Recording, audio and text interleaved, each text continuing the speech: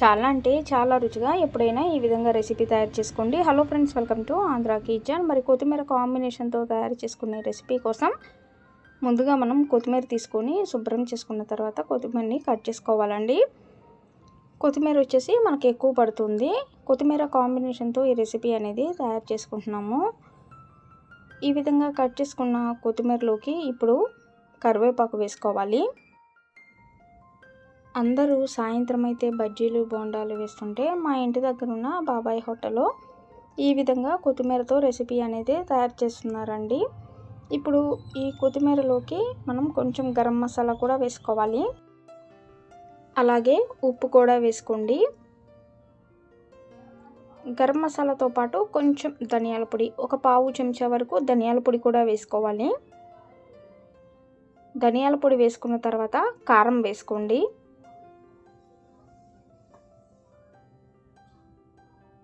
కారం పావు చెంచా వేసుకొని ఈ మొత్తాన్ని బాగా కలుపుకోవాలండి.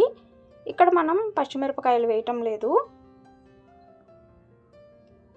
పచ్చిమిరపకాయలు కావాలి అనుకున్న వాళ్ళు పచ్చిమిరపకాయలు కూడా వేసుకోవచ్చు. అలాగే అల్లం తరుగు కూడా వేసుకోవచ్చండి. ఈ విధంగా కొత్తిమీర బాగా కలుపుకున్న తర్వాత శనగపిండి వేసుకోవాలి. నాకు వచ్చేసేసి 1.5 కప్పు వరకు శనగపిండి పట్టిందండి. ముందుగా 1 కప్పు శనగపిండి వేసుకొని కొత్తిమీరకు బాగా పట్టేటట్లు కలుపుకోండి. అప్పుడు ఒకవేళ శనగపిండి తక్కువైనట్లయితే, అంటే మనకి వడలు చేసుకోవడానికి కనుక శనగపిండి సరిపోకపోతే అప్పుడు ఇంకొంచెం శనగపిండి అనేది వేసుకోవాలి. ఇక్కడ నాకు ఇంకొక 1/2 కప్పు వరకు శనగపిండి పట్టిందండి.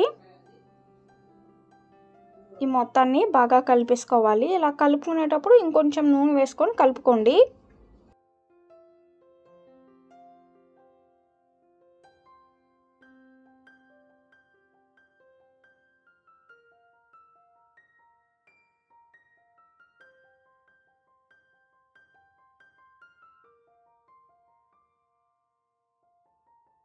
ఈ విధంగా కలిపేసుకున్న తర్వాత కొంచెం కొంచెంగా పిండి తీసుకొని చిన్న చిన్న వడల్లాగా నొక్కేసుకోండి. ఇలా వడలు తయారు చేసుకున్న తర్వాత వీటన్నిటిని ఒకేసారి తయారు చేసుకొని పెట్టుకోవచ్చండి. అంతేకాకుండా వీటికి కాంబినేషన్గా టమాటా పచ్చడి చాలా కమ్మగా ఉంటుంది. అది కూడా కొంచెం జారు జారుగా ఉండే టమాటా పచ్చడి తయారు చేసుకోండి.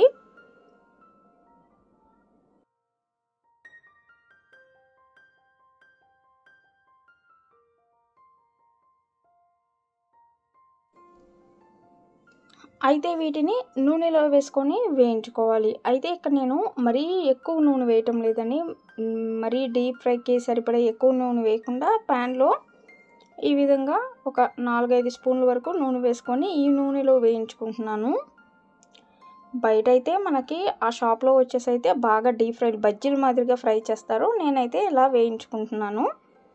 2 వైపులా వేయించుకుంటే చాలు. మనకి కొత్తిమీర కాంబినేషన్తో వడ అనేది రెడీ అయిపోయినట్లేనండి. మరి మీ అందరికీ ఈ వడల రెసిపీ వీడియో కనుక నచ్చినట్లయితే ఈ వీడియోని లైక్ చేయండి, షేర్ చేయండి. మరిన్ని వీడియోస్ కోసం మా ఛానల్ సబ్స్క్రైబ్ చేయండి. Thank you for watching.